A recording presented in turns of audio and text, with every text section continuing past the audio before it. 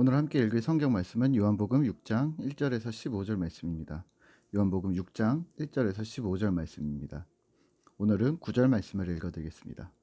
여기 한 아이가 있어 보리떡 5개와 물고기 2마리를 가지고 있나이다. 그러나 이것이 이 많은 사람에게 얼마나 되겠사옵나이까. 아멘. 오늘 함께 생각할 주제는 재현과 축제입니다. 본문 요한복음 6장은 우리가 너무너무 잘 아는 오병이어 사건입니다. 오병이어 사건은 한자인데요. 물고기 2마리와 떡 5개로 성인 남자 5,000명을 먹게 하신 기적입니다. 여자와 어린아이까지 합치면 약 2만 명 정도가 되지 않았을까 학자들이 추정하고 있습니다. 또 오병이어 사건은 사복음서에 유일하게 모두 공통으로 기록되었다는 점이 특이할 점인데요. 다시 한번 주지시켜 드릴 것은 요한복음이 교리책이라고 읽어주시면 좋다고 말씀드렸습니다.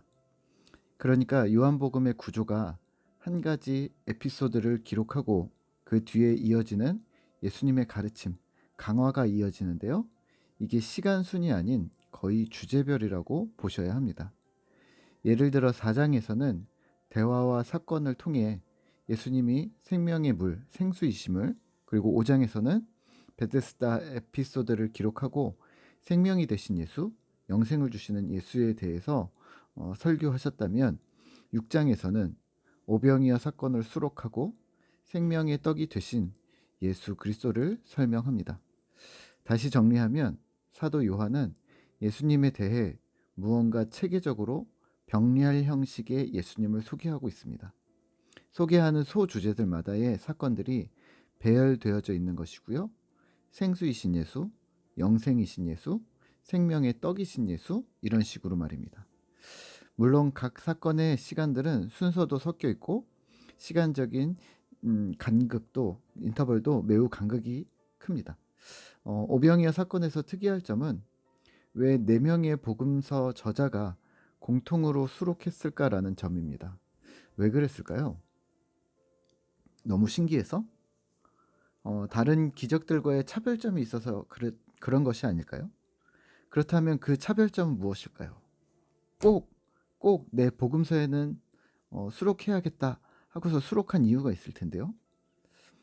오병이어 사건은 2가지의 특이점이 있습니다.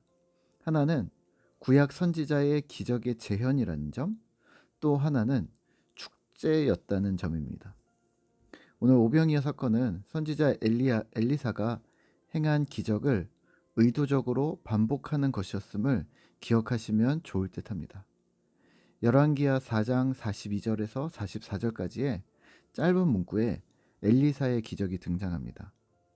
엘리사에게 한 사람이 와서 보리떡 20개와 자루에 담은 채소를 줍니다. 그리고 엘리사가 이렇게 말합니다. 무리에게 주어 먹게 하라. 오늘 요한복음을 제외한 마태, 마가, 누가복음에서는 이와 비슷한 문구가 등장합니다. 너희가 먹을 것을 주라. 마태복음 14장 16절에서는 예수께서 이르시되 갈 것 없다. 너희가 먹을 것을 주라.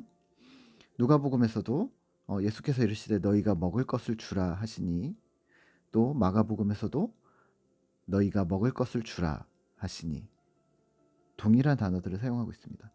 열왕기상 4장에서 엘리사는 100명을 먹였고 자신이 하나님이 보내신 사람임을 입증했습니다.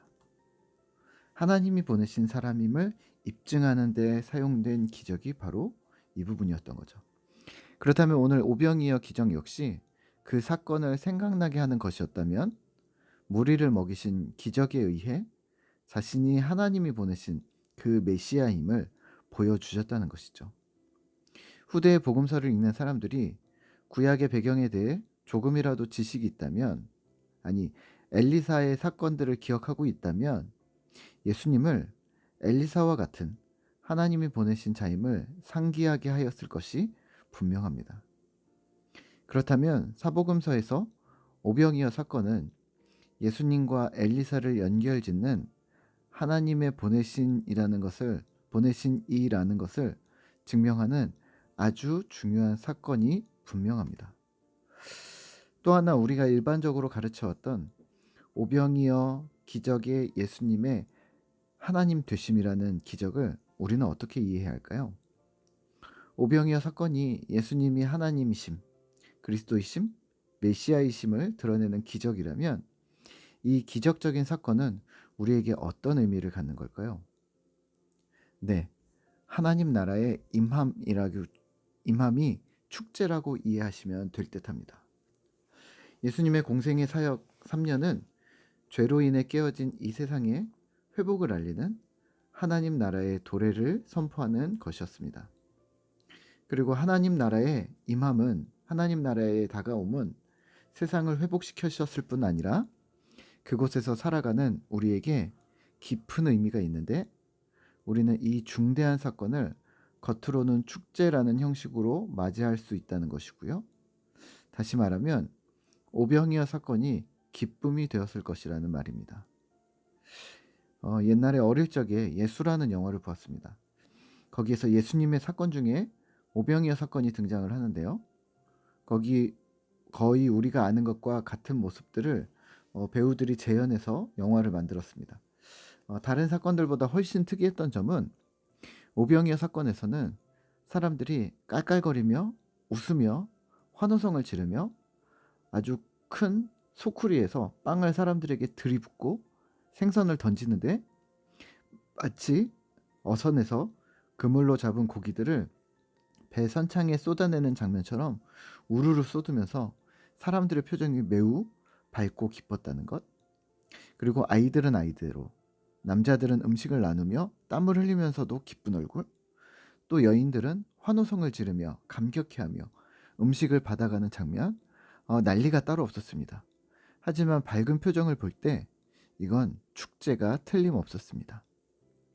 오병이어는 우리가 직접 목격하지 못했더라도 축제였을 것이 분명합니다.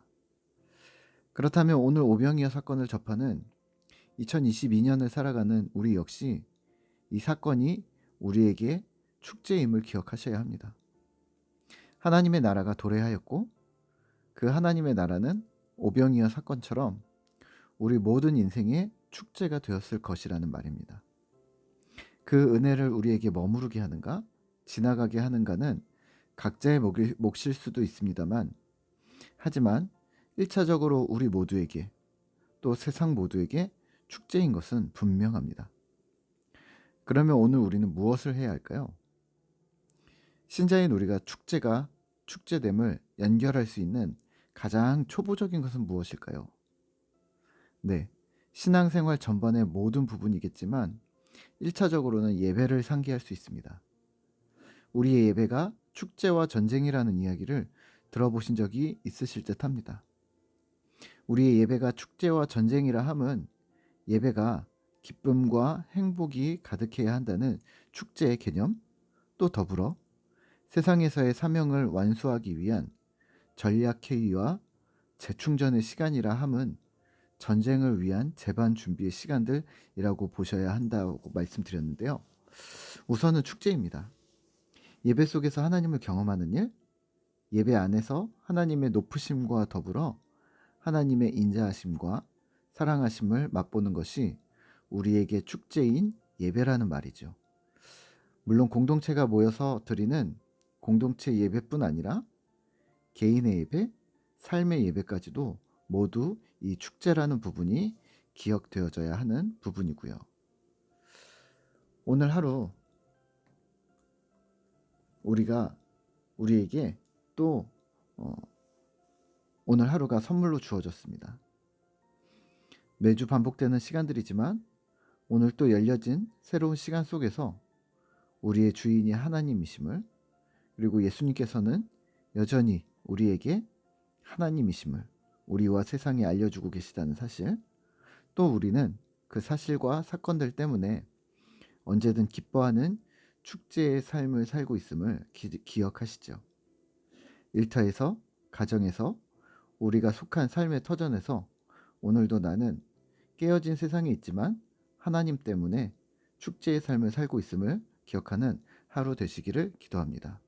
그래서 즐겁게 웃는 하루 되시기를 바랍니다. 하하하. 잠깐 기도할까요? 하나님 감사합니다. 오늘 우리가 오병이어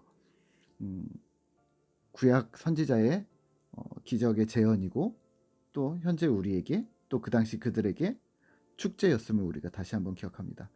하나님, 우리가 하나님의 나라가 임함이 우리에게 축제이고 하나님이 예수님이 하나님이심을 증명하는 것이라는 것을 우리가 잊지 아니하도록 주님 도와주시옵소서.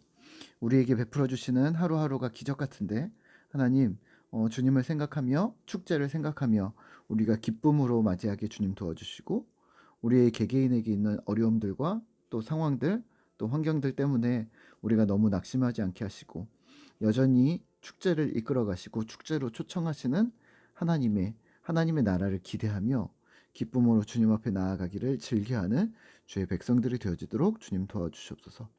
우리 가운데 계시는 주님을 찬양합니다. 오늘 하루도 주님을 기대하며 축제를 기대하는 신실한 주의 백성들 되도록 주님 도와주시옵소서. 함께 하시는 주님을 찬양하며 예수님의 이름으로 기도드립니다. 아멘.